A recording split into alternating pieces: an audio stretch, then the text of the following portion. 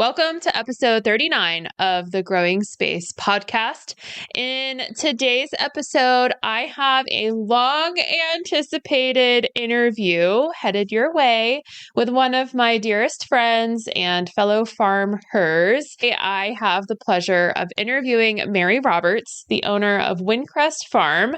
Windcrest Farm is located in Monroe, North Carolina, which I'm also located in North Carolina. For those of you who are new to the show, I am in Charlotte, North Carolina, so just right down the road from Mary at Windcrest, one of the original and longest standing certified organic farms in the greater Charlotte area.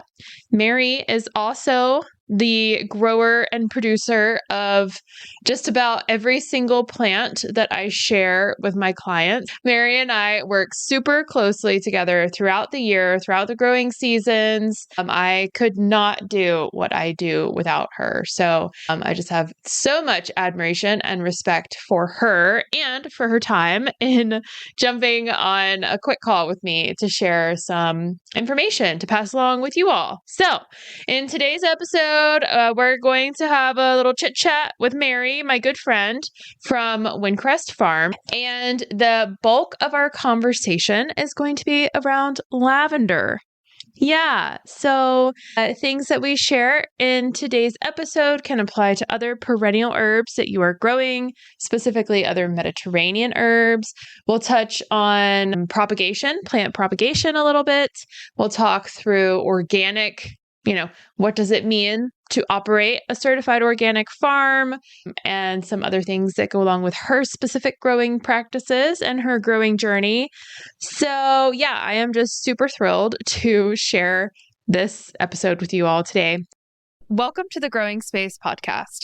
I'm your host, Farmer Erin, owner of the Patio Farmer, and I believe that no matter what size space you have, you can grow food at home. Tune in every Tuesday as I share my best tips, tricks, and encouragement for tending to homegrown edible plants. I'm here to support your food growing journey.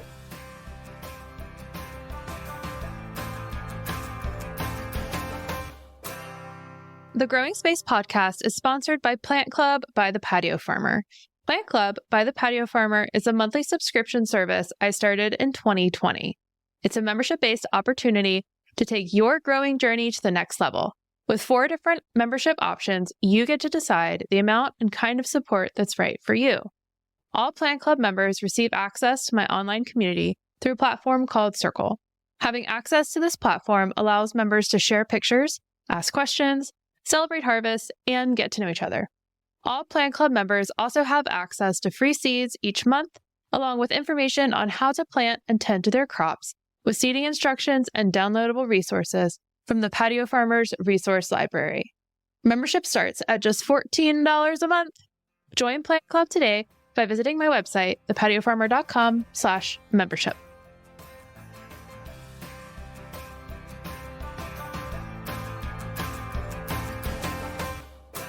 Well, I am so very excited for our conversation today. I am thrilled that we have this time together and we're going to just get started with a great conversation. Go ahead and introduce yourself and tell everyone all of the amazing things that you do. Well, good morning, my farmer friend, and thank you for having me on your podcast. So I'm Mary Roberts. I'm the second season farmer at Windcrest Farm. We are 14 acres, USDA certified organic farm, about 35 miles south of Charlotte in Monroe. I've been on this farm, I've been on this land for 46 years, but we started growing commercially 20 years ago. And the original plan was just to grow heirloom tomatoes and peppers. And 20 years ago, this was before everybody was talking about local and heirloom and organic, and all of the tomatoes that you'd find in the market were red and round. And I knew that there were lots of varieties out there, and that was my initial interest. So then we started doing produce because we had lots of plants. And I was at the Matthews Farmers Market for 16 years until COVID. And at that time, we put in a garden center here on the farm. And we sell plants, all different kinds of plants, to home gardeners and to market farmers. We grow a wide variety of plants, lots of vegetables, for instance, 48 different varieties of tomatoes, 25 different varieties of peppers. We grow fresh ginger and turmeric. We were one of the first folks on the mainland to do that. We grow onion transplants. This year we shipped out well over 200,000 plants. And to give you kind of a perspective on that, they're about the size of a number 2 pencil. So that sounds like a big number, and it was, but they're small plants. And then we still do quite a bit of produce. But one of my passions that have grown into a big category for us is to grow lavender plants as part of the herbs that we offer. We have 6 greenhouses that help us produce all year round. I've got 3 high tunnels where we are that look like a greenhouse, but we're actually growing in the ground. And then we have our retail center greenhouse that helps us offer product all year round. Wonderful. And the farm is such a beautiful place to visit. I always feel like I can just breathe so much deeper when I'm out at your farm. It's a beautiful space. Thank you so much. Yes, it really is a wonderful place to visit.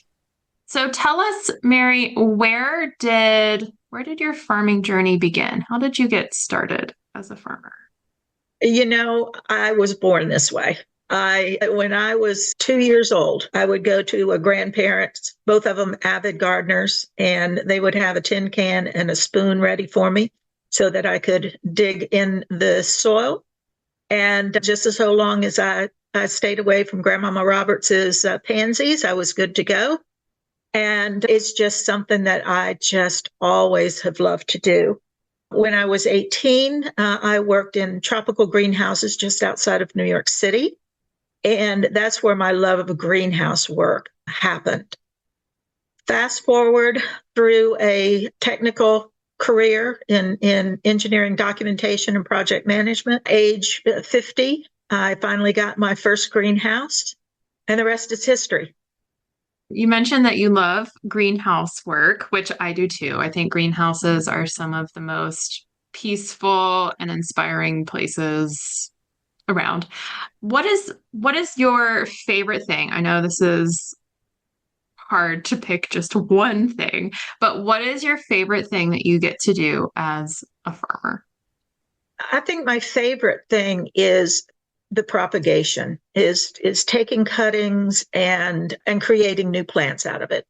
Second would be seeding. I'm definitely as far as farm, I'm definitely on the propagation side. Now, any given Sunday morning, you'll find me out pruning tomatoes, taking the suckers off of tomatoes and trellising them up. I don't know why Sunday morning seems to be the ideal time in my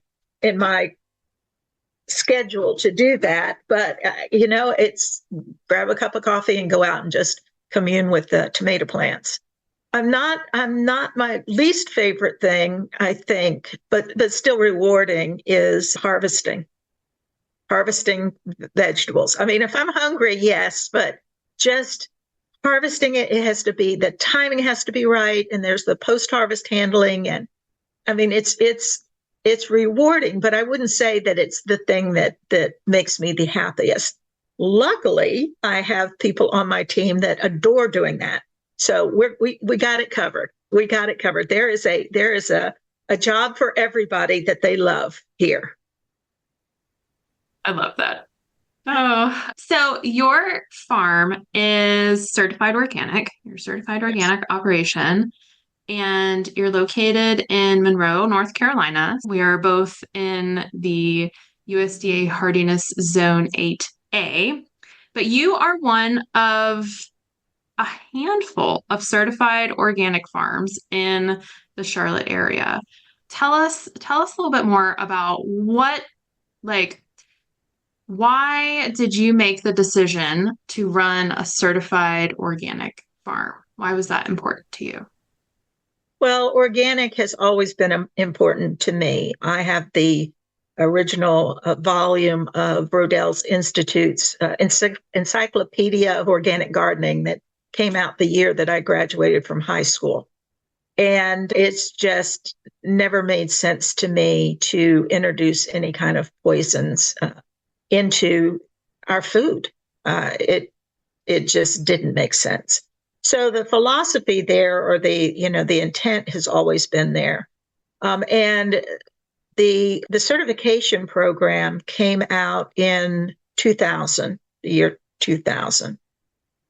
We started this operation in 2004, and by 2009, I had gone through the transition and filed all of the paperwork to become certified. And generally, an operation our size doesn't necessarily go through the certification process. There's a lot to it. There is a lot of paperwork. There's a strict adherence to practices and the materials that you can use.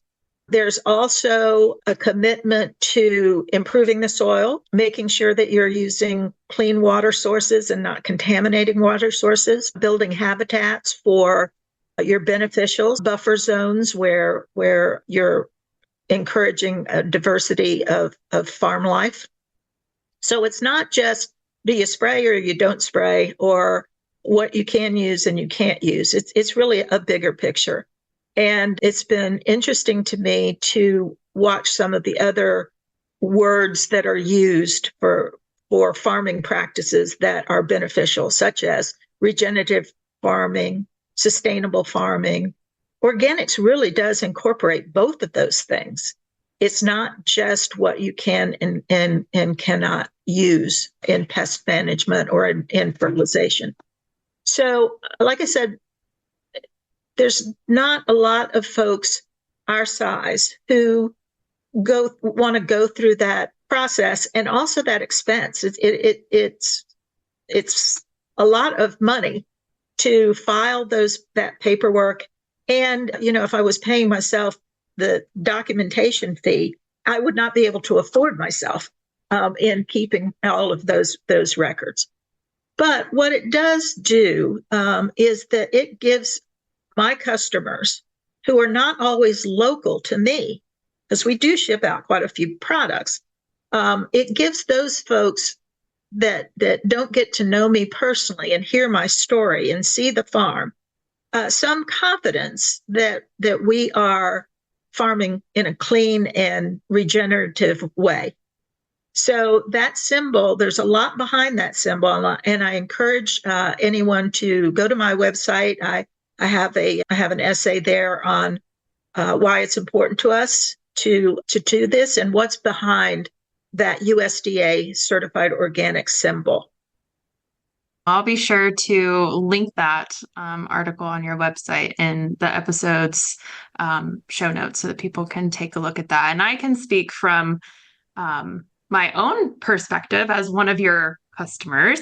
So for those of you who are listening, Mary and I work very closely together. I buy all my plants from Mary. And, the reason why I appreciate, the certified organic plants and things that you grow, or just, it helps to first of all, a lot of my clients, probably a lot of the people listening to this episode, are interested, if not committed and passionate about not introducing additional toxins or chemicals to what we're eating and wanting to eat as cleanly as possible, especially if we're growing these plants and growing our own food.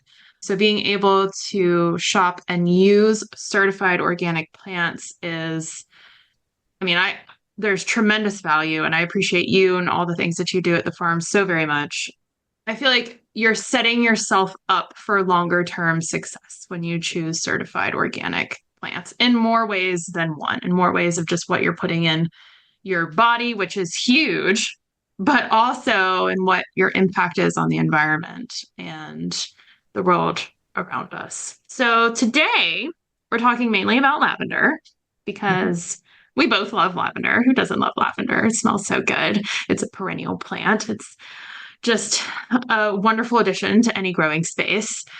Could you tell us a little bit more about the plant itself? Where does it come from? How does it like to grow? Yeah, we'll start there. Well, it's important with any plant that we grow to know where it came from originally. Where was it native to? Because when we know that, we can recreate that environment in our own growing spaces for the best success. Is it a tropical plant? So we need hot and humid. In the case of lavender, it is certainly not a tropical plant. It comes from the Mediterranean regions, and as such, it wants to be grown on the dry side. It natively grows where there's not a lot of humidity, but a lot of airflow. If you think of the rocky landscape of the Mediterranean.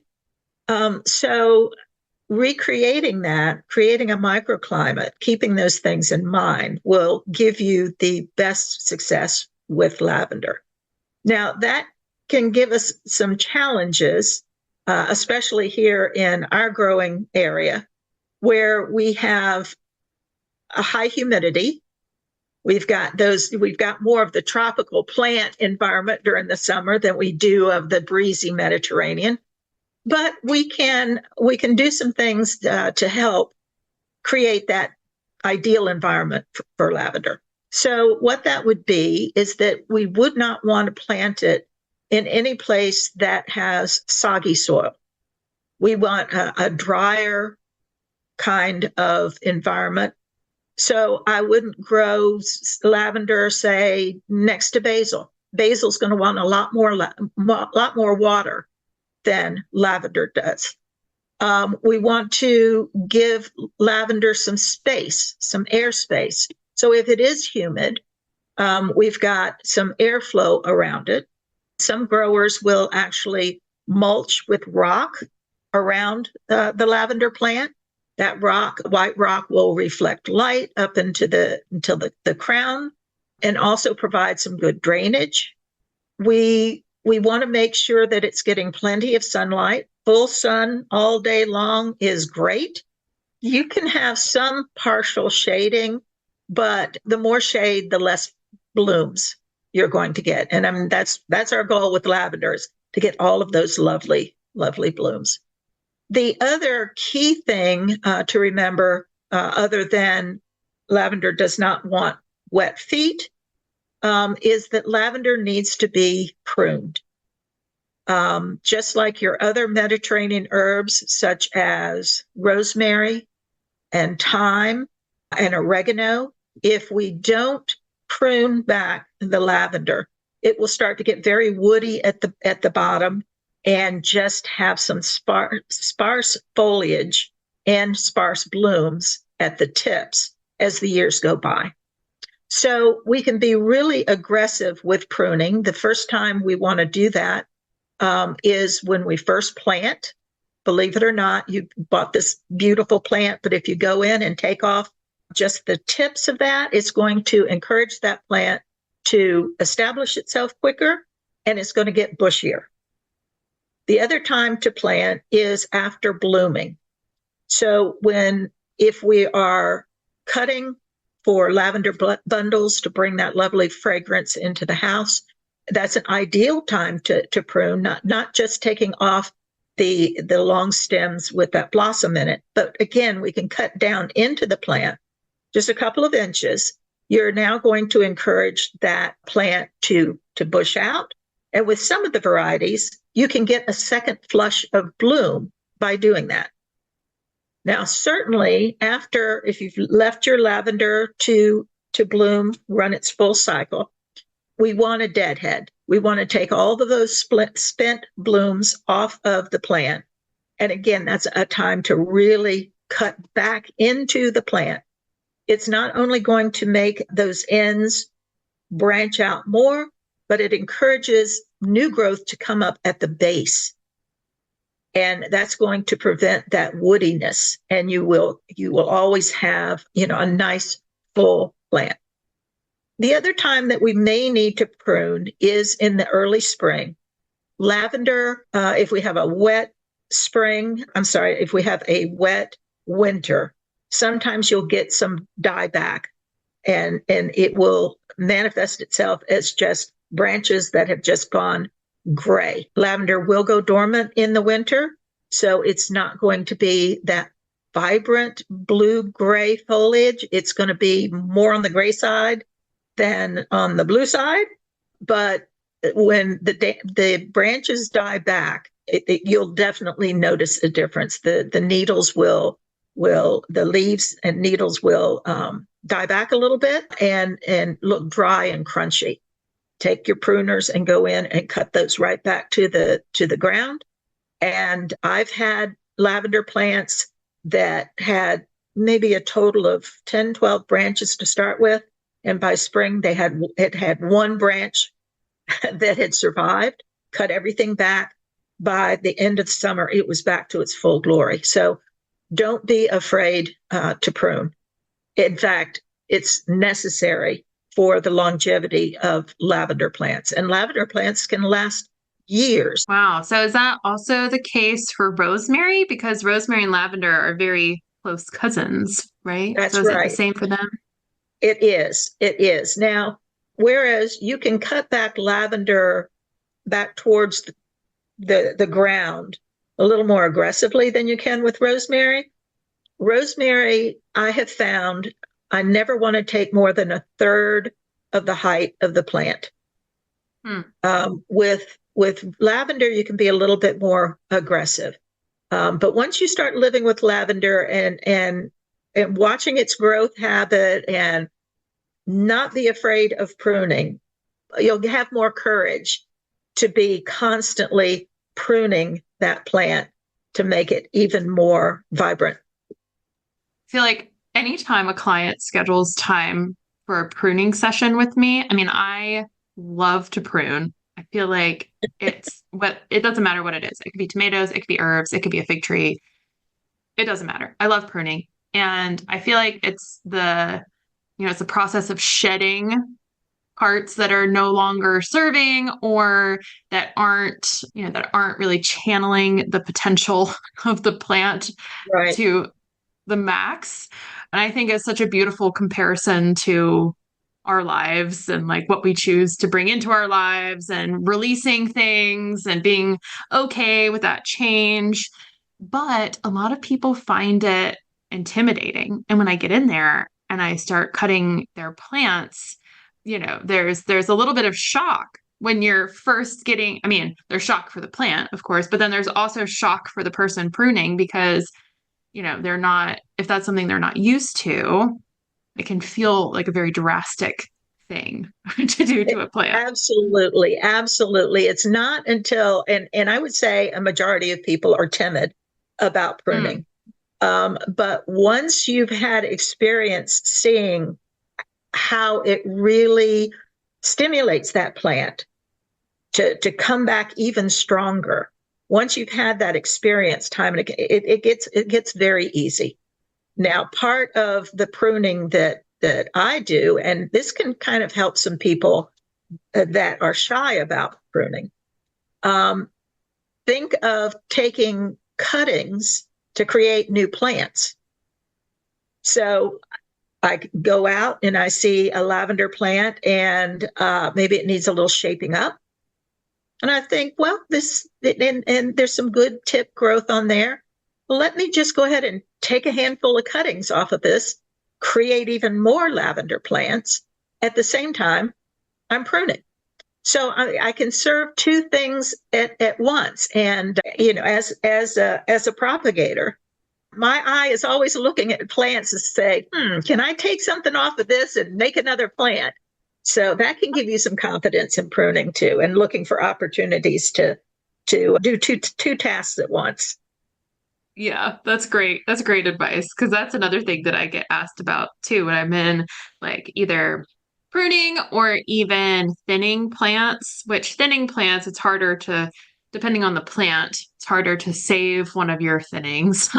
But that's a great kind of suggestion for people to think about pruning as an opportunity for propagation as well. So, it's a way to utilize those cuttings. So you grow many different kinds of lavender on the farm. Tell us, tell us how many, and maybe share your top favorite varieties and why they're your favorite. Like picking a favorite child. Thank you, Yeah, Erin. I know. I'm sorry. Currently, I think we've got 24 different varieties, all of which are perennial except for one, but we keep that in the greenhouse. I have not done a lot of propagation of that one, the panada, but I keep it going because in the greenhouse, that one actually blooms for us in December. And it's just so lovely in the cold to go into a greenhouse and stick your nose on a fresh lavender blossom. The lavender that we started with and is still our most popular is Provence. It's fun for me because I have a dear friend who, when we first got started with lavenders 9 years ago, 10 years ago, she brought 4 Provence and they're in her front yard. They're huge and gorgeous. And for me to get from the farm to Monroe, I drive right by her house. So it's always nice to go by and see these thriving lavenders and, wave at them as I go by. And it's a really good lavender for this area.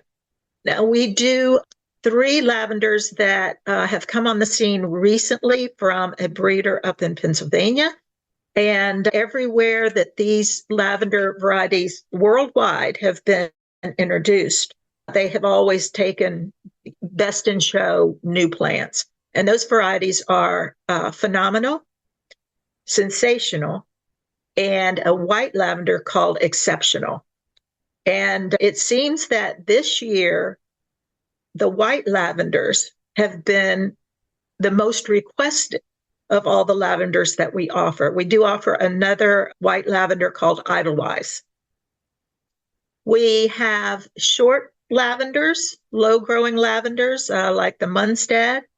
We have tall varieties like Sweet and Grappenhall. We have dark bloom lavenders like Grosso and Gross Blue and Big Time Blue.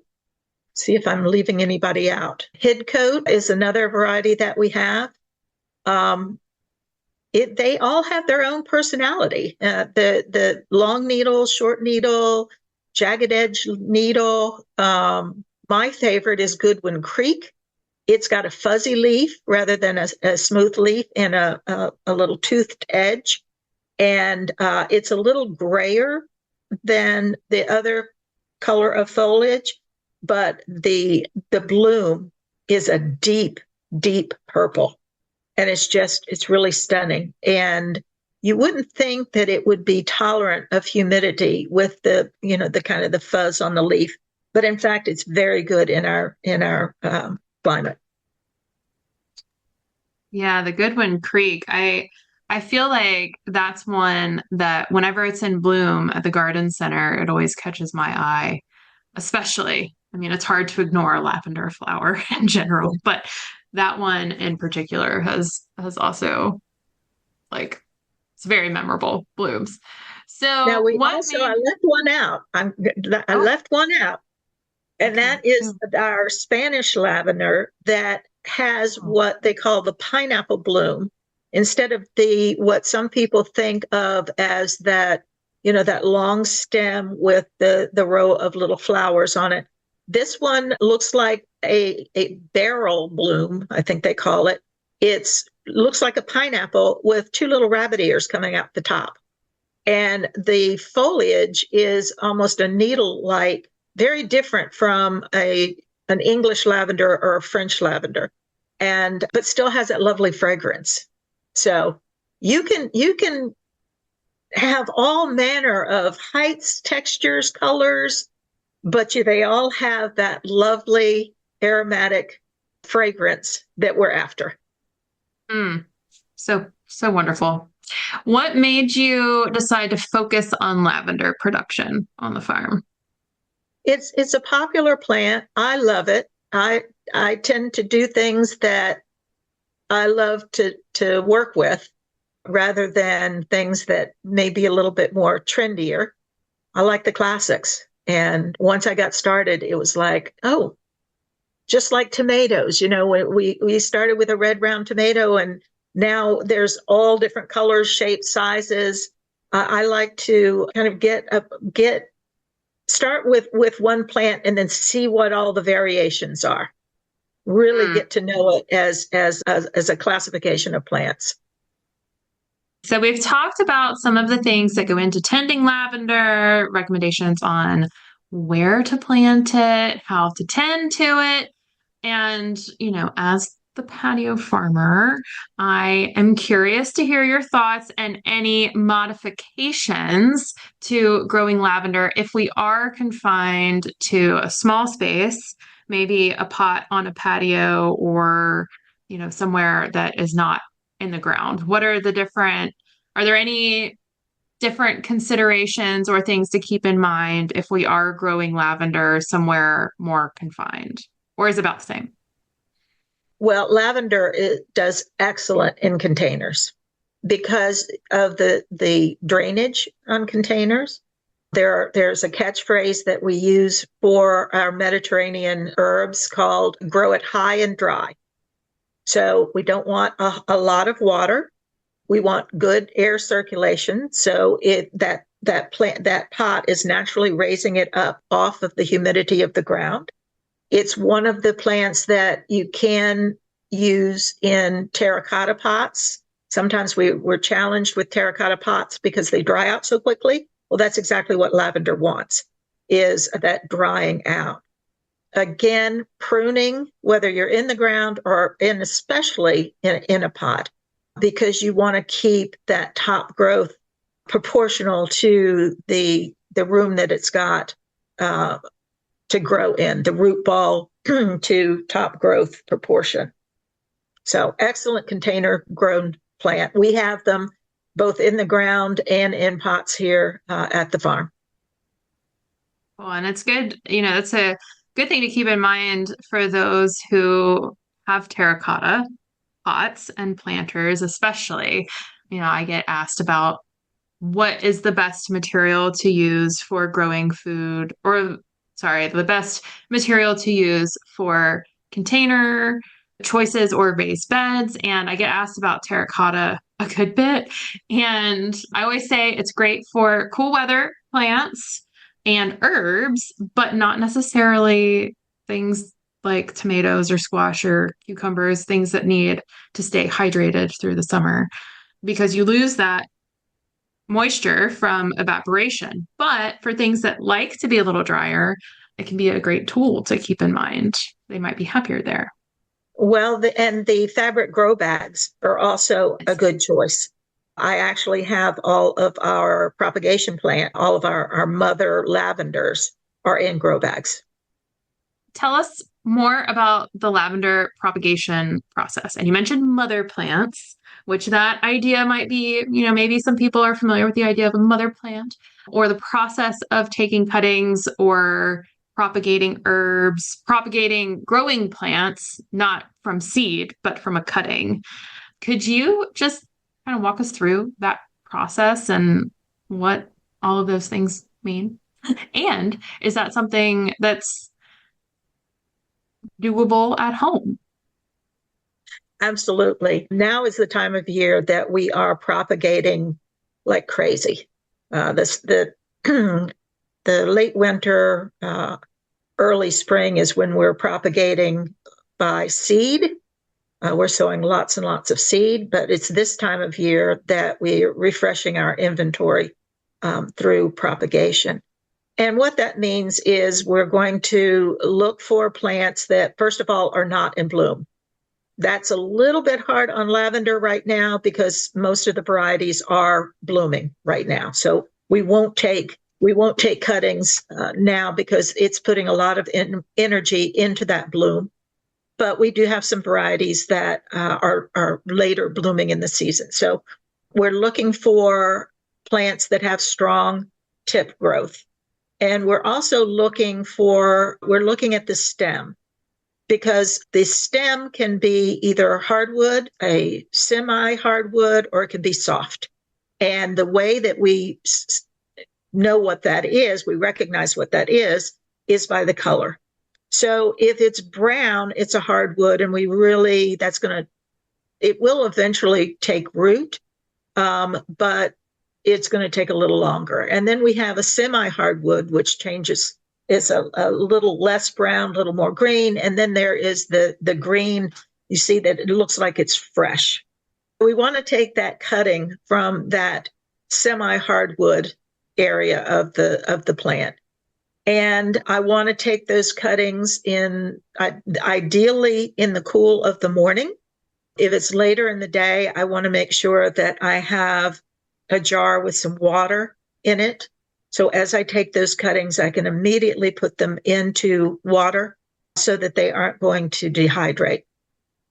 And then we get into the greenhouse, or day before, I decided the patio was a little bit cooler area to sit and do propagation. So, because it can get quite hot in the greenhouse this time of year. But I sit and strip off the bottom leaves, and where those leaves attached to the stem is where roots will develop.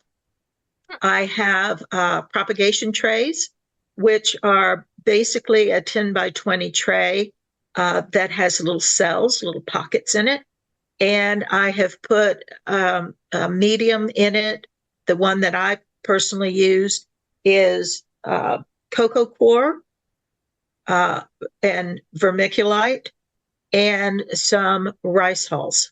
So what those three components do, the cocoa coir is going to hold moisture, as well as the vermiculite. But the vermiculite will also let water flow through, as well as the rice hulls. Some people will use perlite. Some folks will use sand. But we like the biodegradable properties of the rice hulls, because as they break down, they're adding some silica to our potting media. So that's the reason. And it doesn't look like little pieces of styrofoam in our soil media. But anyway, so we put that in there. We stick the little stems that we've removed the leaves off of. We stick that in this media. We make sure that it's well watered. I want to take that tray and put it in a high humidity location and in the shade. I don't want those cuttings to dry out or think that they know they've been disconnected from their mother plant. The things that mother plants are the ones that we take the cuttings off of. And the ideal place for us is under the benches in the greenhouse, because we're always watering in there. That's probably the highest humidity place. There are some propagators that use a humidity dome.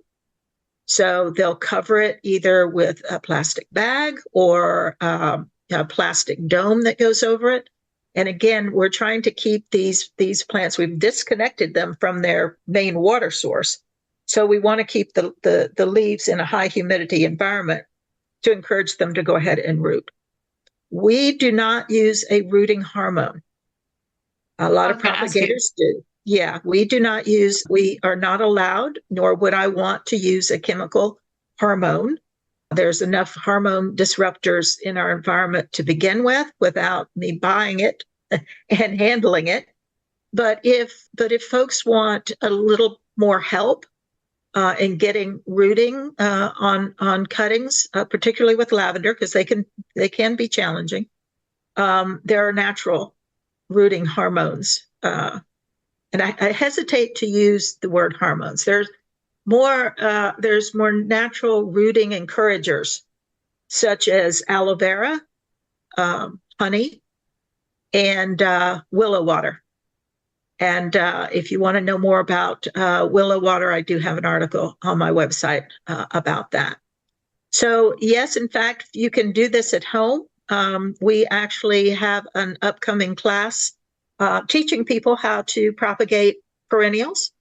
It's a very popular class, and we are sold out for the Saturday class. We still have some openings in the Thursday class, and we're having a lot of interest. I may do a third class if we get enough people that would like to come and see how we propagate like the pros. Awesome. It's exciting. We've talked about, humidity and temperature control, airflow, pruning. What are some other maintenance things that people should be mindful of? Like, are we supposed to be feeding our lavender with something in particular? Are we supposed to be watering a certain way? Are there pests or disease that we should be looking out for on lavender? Most of the disease is going to happen because the plant is getting overwatered, whether that's naturally from rain or you're killing it with kindness, giving it a little too much water. That's where most of your disease is going to come from. There will be some dieback over the winter, depending on how harsh your winter is. There are some varieties that are not winter hardy at all. As I mentioned earlier, we have one of those in the greenhouse. I have not had any pest pressure on lavender, knock on wood. It is very aromatic, and I think it's its own natural repellent to a certain degree. I'll emphasize pruning again. That's going to keep that plant healthy. And yeah, just go out and love on it. If you pet it, it seems to respond and give you back a lovely fragrance. Snuggle your lavender plants. Yeah. I love it. Oh gosh. Well, Mary, we are nearing the end of our conversation today, and there are two questions that I love to ask all of my podcast guests. The first one is a two-parter, and it is, what is your favorite vegetable and why? My favorite vegetable. And it's hard. It is a tough one. We grow so many. I don't know that I have a favorite. I mean, is it a favorite to grow? Is it a favorite to eat? I will say that I don't eat tomatoes that aren't grown on my own farm. They just don't taste the same. I don't know. Well, what's your favorite vegetable to grow? I think in the summer, it probably, in the summer, I would have to say a tomato. Simply because I do enjoy going out and pruning them and trellising them. We've got an awesome trellising system here at the farm that's suspended from lines high above us, and they drop down. I mean, it's the easiest trellising system ever. And there's some satisfaction about going out there each Sunday and seeing where you attach this trellis clip 7 days before and seeing how much growth is on top of it. Now, I have to say, cucumbers are kind of fun in that regard too, because once you introduce them to the trellis, they do their own thing. So that's always interesting to see how that's working. So my favorite, not vegetable, but fruit, blueberries are coming in right now, and that's always fun. And you can't beat a cold watermelon on a hot day. No, you certainly cannot. Yeah. So refreshing. And especially melon is one of those things, like watermelon to a lesser degree, but like cantaloupe and honeydew. It's one of the things that I don't know if it's the flavor profile or if I don't know what it is, but I'm working on it. But whenever I have a fresh melon that is grown, I can't do store-bought for sure. Yeah. No. Or like not in a fruit cup that you buy right when you're out and about. That is not appealing to me in the least. But a fresh melon that is either homegrown or you purchased it from a local farm, like that is something pretty spectacular and a totally different experience than anything store-bought. The second question that I like to ask all my podcast guests. What is the most important thing that you have learned as a farmer? That you really have to get out every day, even for a couple of minutes, and look at your plants. Observation, it's not a one and done. So you've got to love it for whatever reason. You love it because it's feeding you. You love it because it's beautiful. You love it because it's fragrant like lavender. And that's the reason why gardening is just, there's something for everyone. But if you don't get out and look at that plant, you won't see the beginning of pests, and now you've got a problem. You won't see that it needs water. Now you've got a problem. You won't see that it needs pruning. Just make sure that you're observing what's going on. And it is rewarding, it's educational, it's productive. I mean, it just checks all the boxes, and it'll make gardening so much more enjoyable. It just taking a walk and taking a look. Yeah, couldn't agree more. Couldn't agree more. Well, Mary, we have reached the end of our conversation. Thank you so much for being a guest on today's show. And before we sign off, tell everyone where they can find out more about Windcrest Farm and learn more about you and what all you have going on. You can visit our website at Windcrest, that's WINDCREST, organics with an S.com. I post daily, if not several times a day, on Instagram and Facebook. I have a newsletter that comes out on Tuesday mornings at 8:30.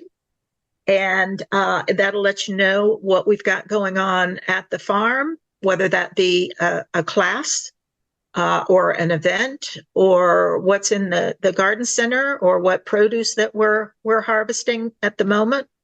I like to include lots of pictures of what's growing and what the animals are up to on the farm. So there's lots of different ways to see what's going on. Awesome. Well, thank you, Mary. This was great. Thank you, Erin. This was fun.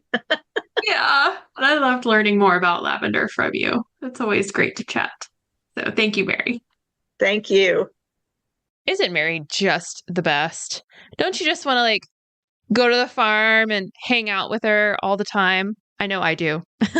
And every time I go out to the farm, y'all, it's like I have a moment where I can just fully exhale and breathe in the fresh air, take a moment, just connect, see a friend, see some plants. It really is a magical place that she has in Monroe. So if you are local, definitely carve out some time to go visit her. If you have time this week to make it out, maybe you can also go to one of her propagation workshops, right? So I'll be sure to put all of that information in today's show notes. Be sure to take a look at that. And yeah, just big shout out, big thank you to Mary again for being on the show. I hope you all learned something fun and new, and I'm going to take that with you. Let's go ahead and talk about next week's episode. So next week's episode is a pickup on our year-long Meet the Plant Family mini-series. I have three plant families to share with you in one episode next week. Maybe a good framing for next week's conversation is some specialty plant families, or plant families that have only a handful of edible members. So that's why I decided, instead of doing a whole episode just on one of those plant families, to kind of pull them in together and share some insights for all three at one go. Yeah, we will talk about members of the Malvaceae plant family, Convolvulaceae plant family, and the Zingiberaceae plant family. So those three, lots of Latin in there. Yep. So be sure to tune in for that episode next week. So if you have listened to this podcast in the past, then you'll know at the end of every episode, I do like to share just something fun. Sometimes it's an update about me or the business or what I'm experiencing in my growing space or some random fact that I find really interesting that's not related to this episode at all, but definitely related to growing food. And in today's episode, I actually have a fun update to share with you about my business. So, as I've mentioned already in previous episodes, and I'll go ahead and mention it here again, but we are getting ready to welcome a brand new season this week here in the Northern Hemisphere. Well, really around the world, but in the Northern Hemisphere, our new season is summer, right? The summer solstice is Friday the 21st. This Friday. Can you believe it? The official start of summer. I'm so excited.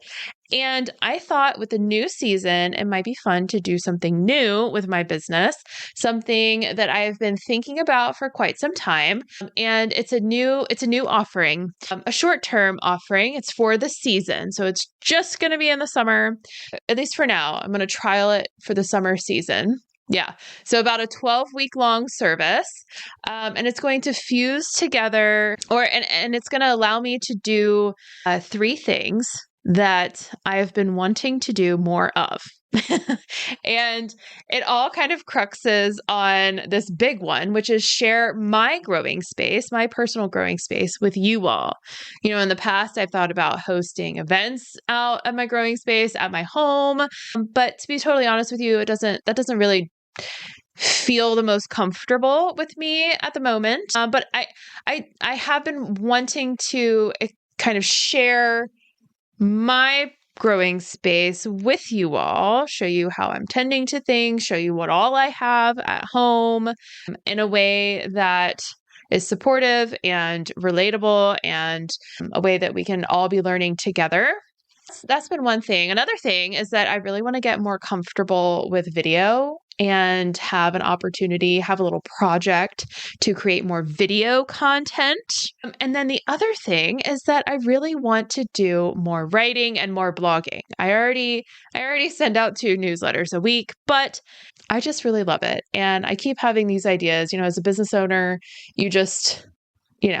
you've always got ideas and you always have things that you want to be working on. And so this is one of them. And it helps me accomplish all 3 of these goals in one go in a way that feels approachable for just a season, right?